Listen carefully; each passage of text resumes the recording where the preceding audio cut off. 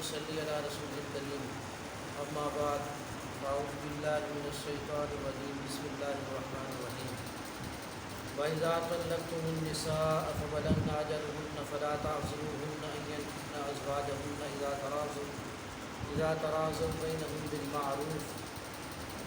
صدق اللہ العلی العظیم۔ سورۃ البقرہ آیت نمبر 232۔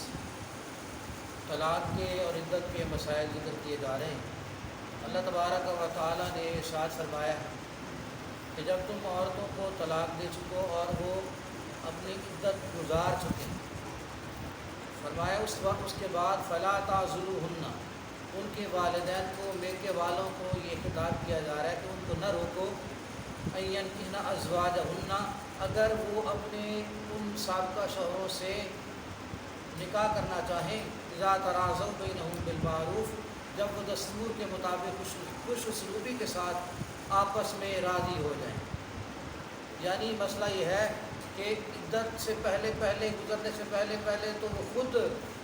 رجوع کر سکتا تھا شوہر، لیکن اب عدت گزر گئی، جب عدت گزر گئی تو اس کے بعد ہے نکاح، تو نکاح میں پھر برادری کے گھر والے باقی جو ہے نا وہ عورتوں کو پھر مجبور کرتے ہیں کہ نہیں، اس نے تمہیں اتنا تنگ کیا، یہ کیا، وہ کیا، اب اس کے ساتھ نکاح نہیں کرنا۔ تو اللہ تبارک و تعالیٰ فرما رہے ہیں کہ اگر حالات درست ہو جائیں، کیونکہ انسان غلطیاں ہر کسی سے ہوتی ہیں، اور اگر آپس میں بات بن جائے تو دوبارہ پھر جب وہ نکاح کرنے پہ راضی ہو جائے عورت، تو اس کو نہ روکو، فلا تعضلوہن، پھر نہ روکو، یعنی اس کا نکاح پھر وہاں کر دو۔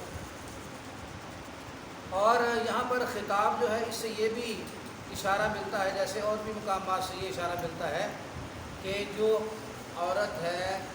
وہ بالغہ ہے، اور پھر بالخصوص جو مطلقہ ہے جو، تو وہ خود مختار ہے۔ کوئی بھی بالغہ عورت جب وہ خود یہ نہیں کہتی کہ میں راضی ہوں، اس وقت تک نکاح نہیں ہوتا۔ تو فرمایا گیا فلا تعضلوہن، انہیں روکو نہیں، ان ينكحن ازواجہن، کہ وہ اپنے انہی شوہروں کے ساتھ نکاح کر لیں، اذا تراضوا بینہم بالمعروف، جب وہ آپس میں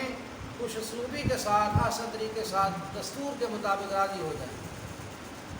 ذالک یوعظ بہ من کان منکم، یہ وصیت کی جا رہی ہے، نصیحت کی جا رہی ہے ان لوگوں کو،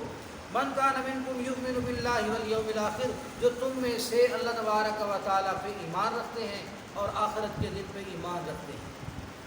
ذالکم ازکی لکم واطہر، یہ بات تمہارے لیے زیادہ پاکیزہ ہے، ستھری ہے۔ واللہ یعلم وانتم لا تعلمون، اور اللہ پاک خوب جانتا ہے اور تم نہیں جانتے۔ تو یہ مسئلہ ذکر کرنے کے بعد ساتھ والوالدات یرضعن، اولاد کو بچوں کو دودھ پلانا 2 سال کی مدت، اس کا مسئلہ ذکر کیا جا رہا ہے، دودھ پلانے کا مسئلہ۔ اور دودھ پلانے میں کچھ مسائل آتے ہیں،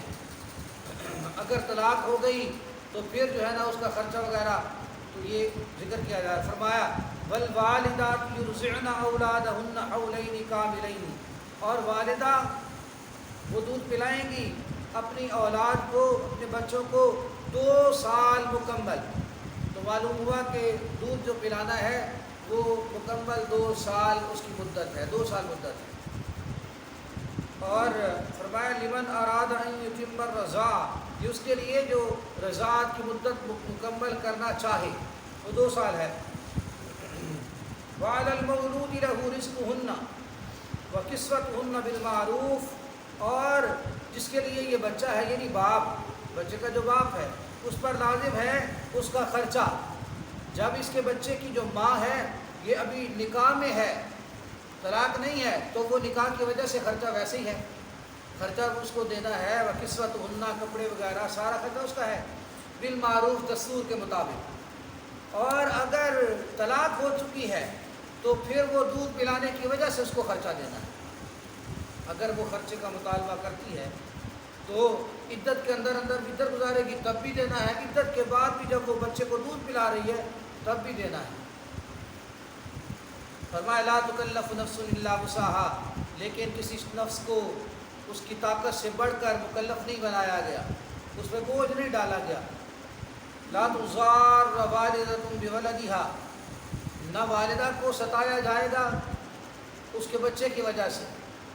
بچے کی وجہ سے نہ والدہ کو تنگ کیا جائے، ولا مولود لہ بولدہ، نہ اس کے باپ کو تنگ کیا جائے جس کا بچہ ہے، تو کسی کو بھی تنگ نہیں کیا جائے گا بہانے بنا کے، نہ اس کی ماں کو تنگ کیا جائے گا کہ بچہ جب چھوٹا ہے تو اس سے چھینا نہ جائے گا، اور جب بچہ سمجھدار ہو جائے گا، سمجھدار جب بچہ ہو جائے اور پھر بچہ جو ہے نا وہ کہے کہ میں والد کے پاس رہنا چاہتا ہوں، والد لینا چاہے تو والد لے سکتا ہے جب بچہ سمجھدار ہو جائے، تو اب چونکہ اولاد جو ہے وہ اسی کی ہے، اور بالخصوص جب عورت کی شادی آگے ہو جائے، نکاح اگر وہ آگے کر لیتی ہے تو پھر جو ہے نا وہ بطریق اولا اپنی اولاد کو پیچھے لے آئے گا، اپنے پاس لے آئے گا باپ۔ فَمَا بَعْلَ الْوَارِثِ مِثْلُ ذَلِكَ، اور جو ورثاء ہیں ان پر بھی اسی طرح سے واجب ہے۔ مثلا ایک آدمی خود فوت ہو گیا، اب جب فوت ہو گیا ہے تو اس کی جو بیوہ ہے تو اس کے وارث اس کا ذمہ اٹھائیں گے، اگر بچے کے اپنے اس کی جو وراثت اس کو آئی ہے ملی ہے اس میں اتنا ہے تو اس میں سے خرچہ دیا جائے گا، وراثت کا حق اس کا بھی جو حصہ بنے گا، بچہ ہے تو 8واں حصہ اس کا بیوہ کا بنے گا وہ بھی دیا جائے گا، اس کے علاوہ بھی خرچہ دیا جائے گا، اور اگر نہیں ہے وراثت میں نہیں ہے تو پھر ورثاء اس کا خرچہ اٹھائیں گے عدت گزرنے تک، اور جب عدت گزر جائے اس کے بعد وہ آگے اگر نکاح کرتی ہے تو پھر وہ علیحدہ معاملہ بن جائے گا۔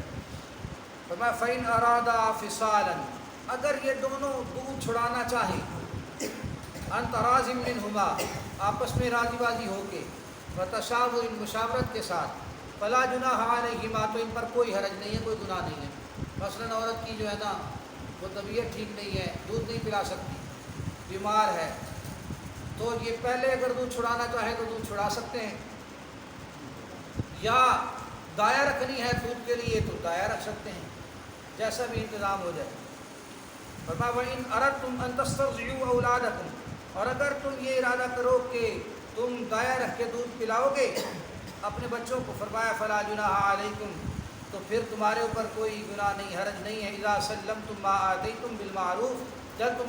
انہیں ان کے حقوق دو جو دستور کے مطابق ہیں، قانون کے مطابق۔ وَاتَّقُوا اللَّهَ، اور اللہ پاک سے ڈرتے رہو، وَاعْلَمُوا أَنَّ اللَّهَ بِمَا تَعْمَلُونَ بَصِيرٌ، اور جان لو کہ اللہ تبارک و تعالیٰ ہی تمہارے اعمال کو دیکھ رہا ہے، دیکھنے والا ہے۔ وَالَّذِينَ يُتَوَفَّوْنَ مِنْكُمْ، اس کے بعد جو شخص فوت ہو جاتا ہے اور اس کی بیوہ ہوتی ہے، اس کی کیا عدت ہے اس کا ذکر کیا جا رہا ہے۔ فرمایا وہ لوگ جو تم میں سے فوت ہو گئے، وَيَذَرُونَ أَزْوَاجًا، اور اپنی بیویاں چھوڑ گئے، يَتَرَبَّصْنَ بِأَنفُسِهِنَّ أَرْبَعَةَ أَشْهُرٍ وَعَشْرًا، یہ روکے رکھیں گی، انتظار میں بیٹھیں گی 4 مہینے اور 10 دن۔ تو ان کی عدت کیا ہے؟ ان کی عدت ہے 4 مہینے اور 10 دن، جس کا خامن فوت ہو جائے اور بیوہ ہے، یہ 4 مہینے 10 دن عدت ہے۔ فَإِذَا بَلَغْنَ أَجَلَهُنَّ، جب ان کی عدت پوری ہو جائے، فَلَا جُنَاحَ عَلَيْكُمْ فِي مَا فَعَلْنَ فِي أَنفُسِهِنَّ بِالْمَعْرُوفِ، اب یہ آپ ان پر کوئی حرج نہیں ہے، تمہارے اوپر بھی کوئی تنگی نہیں ہے، کوئی گناہ نہیں ہے، جو یہ اپنے معاملے میں فیصلہ کریں دستور کے مطابق۔ یعنی اب اگر آگے کسی جگہ پر یہ نکاح کرنا چاہتی ہے تو اس کو جو ہے نا روکو نہیں اور اس کا خود بندوبست کرو۔ لیکن یہ ہے کہ جیسے ہمارے معاشرے میں بیوہ جو ہوتی ہیں خواتین، ان کو بٹھا دیا جاتا ہے بالکل ہی، اور شادیاں نہیں ہوتی، تو بیوہ کے لیے فضیلت بھی آئی ہے، لیکن جب کہ اس کے نان نفقے کا، اس کی عزت و ناموس کا بالکل حفاظت ہو، اور پھر وہ بیٹھی رہے اپنے بچوں کی تربیت کے لیے اور اپنے چہرے کو سیاہ کر لے اسی میں، تو حدیث پاک میں یہ الفاظ آتے ہیں کہ ایسی عورت جنت میں جائے گی جو اپنے بچوں کی پرورش کے لیے وہ رک جاتی ہے اور نکاح نہیں آگے کرتی، کیونکہ بندوبست تو ہے نا سارا، اس کے ان کے کھانے پینے کا سارا انتظام ہے۔ اب یہ عزت و ناموس کے ساتھ بیٹھتی ہے، فرمایا جو ایسی صورت میں اپنے چہرے کو سیاہ کر لیتی ہے اس کے لیے جنت ہے۔ چہرے کو سیاہ کرنے کا ذکر اس لیے آیا کہ زیب و زینت تو ہے شوہر کے لیے، جب شوہر نہیں ہے تو پھر اس نے زیب و زینت تو اختیار کرنی نہیں ہے، اور وہ غم ہی کی کیفیت اس کے دل کی رہے گی، تو خود بخود ہی بندہ جب ٹینشن میں رہتا ہے اور زیب و زینت بھی اختیار اوپر سے نہ کرے تو وہ چہرہ تو سیاہ ہو گئی. فرمایا واللہ بما تعملون خبیر، اللہ تبارک و تعالیٰ تمہارے اعمال کو خوب جانتے ہیں. لیکن بلا وجہ بیوہ کو بٹھانا نہیں چاہیے. بیوہ کے جب بھی انتظام ہو جائے، اچھا انتظام جب بھی ہو جائے تو اس کے نکاح کی کوشش کرنی چاہیے، نکاح کر دینا چاہیے. ولا جناح علیکم فیما عرضتم بہ من خطبۃ النساء. اور اس میں آگے یہ صورت ذکر کی جا رہی ہے کہ جب کوئی عدت گزار رہی ہے، طلاق کی عدت ہے یا بیوہ ہو گئی ہے، تو اس کو جو ہے نا اس تک پیغام یہ اس طرح سے پہنچا دینا، دونوں طرف جو ہے دو طرفہ معاہدہ یا نکاح کی بات کرنا یہ جائز نہیں ہے. لیکن اشارتاً بات کرنا یا دل میں رکھنا یہ جائز ہے کہ اس کی عدت گزر جائے گی تو اور بھی بندے ہیں جو امیدوار ہیں کہ چلو ہم یہاں شادی کر لیں گے اور میں جو ہے نا وہ پہلے کر لوں گا. اس طرح سے اگر دل میں کوئی بندہ رکھتا ہے تو اللہ تبارک و تعالیٰ نے اس کی اجازت دی ہے. اللہ نے فرمایا کہ تم نے یہ کرنا ہی کرنا تھا،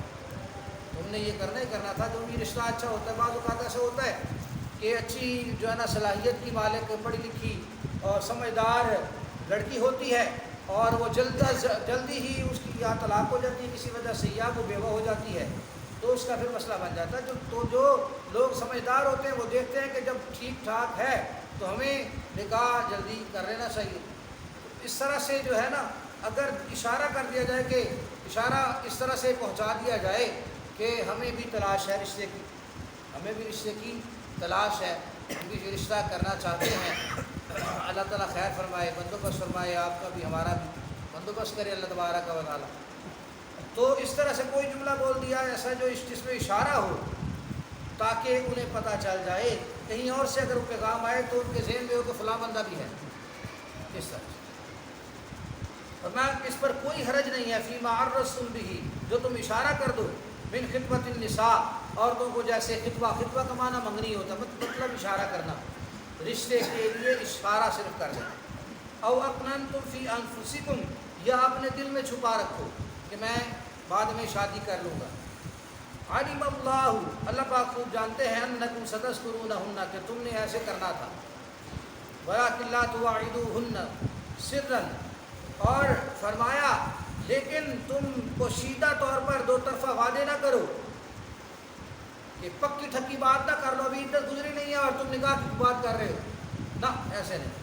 الا ان تقولوا قولا معروفا، ہاں کوئی اچھی بات کر سکتے ہو، کوئی ایسی بات کر سکتے ہو جس سے ان کو اشارہ مل جائے. ولا تعزموا عقدۃ النکاح، اور فرمایا نکاح بھی نہ کرو عدت کے گزرنے سے پہلے، حتیٰ یبلغ الکتاب اجلہ، یہاں تک کہ لکھت یعنی وہ جو عدت ہے وہ اپنی مدت تک پہنچ نہ جائے. عدت جب تک پوری نہ ہو جائے اس وقت تک نکاح کرنا جائز نہیں ہے، اس وقت تک نکاح نہ. وَاعْلَمُوا، جان لو، ان اللہ یعلم ما فی انفسکم فاحذروہ، کہ اللہ تبارک و تعالیٰ خوب جانتا ہے جو تمہارے دلوں میں ہے، لہذا اس سے ڈرو، اللہ پاک سے ڈرو. وَاعْلَمُوا أَنَّ اللَّهَ غَفُورٌ حَلِيمٌ، اور جان لو کہ اللہ تبارک و تعالیٰ بڑا بخشنے والا اور بڑا حوصلے والا ہے. لا جناح علیکم، اس کے بعد یہ مسئلہ ذکر کیا جا رہا ہے کہ اگر رخصتی سے پہلے طلاق ہو گئی ہے تو پھر جو ہے وہ کس قدر حق مہر دیا جائے گا، اور اس کی جو صورتیں مختلف بنتی ہیں. فرمایا لا جناح علیکم، تمہارے اوپر کوئی حرج نہیں ہے، ان طلقتم النساء، اگر تم طلاق دے چکے ہو عورتوں کو، ما لم تمسوہن، جب تک کہ رخصتی نہیں ہوئی. مس سے مراد یہ ہے کہ خلوت صحیحہ واقع نہیں ہوئی. او تفرضوا لہن فریضہ، یا تم نے ان کے لیے کوئی مہر جو ہے وہ مقرر نہیں کیا. ومتعوہن، فرمایا اب ان کو تحفہ دے دو. جب حق مہر مقرر نہیں کیا گیا اور رخصتی بھی نہیں ہوئی تو اب کیا ہے، اب طلاق اگر ہو گئی ہے تو حق مہر بھی چھو کے رکھا نہیں گیا تھا، رخصتی بھی ہوئی نہیں ہے، تو اب اچھے طریقے سے یہ معاملہ ختم کرو کہ ان کو کوئی تحفہ دے دو. تحفہ کس قدر ہے؟ تحفہ یہ ہے کہ کپڑے وغیرہ دے دینا. علی الموسع، قدرہ وعلی المقتر قدرہ متاعًا بالمعروف، جو بندہ وسعت والا ہے اس کا اندازہ اس کے مطابق ہے، یعنی مالدار آدمی اپنے حساب سے سود دے گا، اور جو غریب آدمی ہے تنگ دست آدمی ہے وہ اپنے حساب سے دے گا۔ متاعًا بالمعروف، اور یہ نفع اٹھانا ہے دستور کے مطابق، یعنی یہ بالکل قانون کے دستور کے مطابق ہونا چاہیے۔ حقاً علی المحسنین، اور یہ حق ہے احسان کرنے والوں پر، یعنی جو نیکوکار لوگ ہیں ان پر یہ واجب ہے کہ وہ اس طرح سے کریں، نیکوں کو یہ ایسے کرنا چاہیے، تاکہ جو معاملہ ایک بار ختم ہوا، ایک دفعہ نسبت ہو گئی تھی، اگرچہ رخصتی نہیں ہوئی لیکن ایک نسبت ہوئی ہے، تو آپ کی طرف سے ہدیہ چلا جائے گا تو معاملہ ختم ہو جائے گا، ذرا آسان طریقے سے ختم ہوگا۔ تو اس سے یہ پتہ چلتا ہے کہ طلاق کا معاملہ ہو اسے بھی آسان طریقے سے کرنا چاہیے، اور کوئی بھی معاملہ ہو اسے جب ختم کرنا چاہیے تو آسان طریقے سے ختم کرنا چاہیے۔ وَإِن طَلَّقْتُمُوهُنَّ مِن قَبْلِ أَن تَمَسُّوهُنَّ، اور اگر طلاق تو تم نے دے دی ہے اور رخصتی بھی ہوئی نہیں، لیکن حق مہر جو ہے نا وہ رکھ چکے تھے، حق مہر رکھ چکے تھے، وَقَدْ فَرَضْتُمْ لَهُنَّ فَرِيضَةً، حق مہر رکھ چکے تھے تم، فَنِصْفُ مَا فَرَضْتُمْ، اب کیا ہے، اب اس جو سارا رکھا تھا نا وہ اس کا آدھا دینا بنتا ہے، آدھا بنتا ہے، آدھا دیں گے آپ۔ تو اگر دے بھی نکاح ہوا تھا تو حق مہر دے دیا تھا پورا، مثلا 10,000 دیا گیا، تو اب 10,000 میں سے 5,000 اس کا بنتا ہے، آپ 5,000 واپس لے سکتے ہیں، الا یعفون، لیکن اگر وہ سارا بھیج دیں، وہ کہیں ہم معاف کرتے ہیں، جو ہوئی نہیں ٹھیک ہے ہم نے معاف کیا، حق تو بنتا ہے، لیکن اگر وہ لڑکی بھیج دیتی ہے واپس سارے پیسے بھیج دیتی ہے تو تب بھی جائز ہے، اس نے دل سے بھیج دیا، پیسے واپس اس نے کر دیا، ایک بار سارا اس نے دیا، واپس دے دیا، بھیج دیا، تو یہ بھی جائز ہے۔ او یعفو الذی بیدہ عقدۃ النکاح، یا یہ جو 5,000 اس نے واپس لینا تھا، 5 رکھنا تھا، ادھر ہی دینا تھا، تو یہ کہتا ہے چلو 5,000 چھوڑ دو، 10 ہی دے دو، وہ کرے احسان تو تب بھی ٹھیک ہے، وہ واپس کر دے تب بھی ٹھیک ہے، اور یہ سارے پیسے دے دے اور واپس نہ لے تب بھی ٹھیک ہے۔ اور ان دونوں میں سے زیادہ ٹھیک کیا ہے، اللہ نے یہ بھی بتایا ہے کہ زیادہ بہتر کیا ہے، فرمایا کہ جس کے ہاتھ میں عقدۃ النکاح، جس کے ہاتھ میں نکاح کی گرہ ہے، یعنی وہ شوہر وہ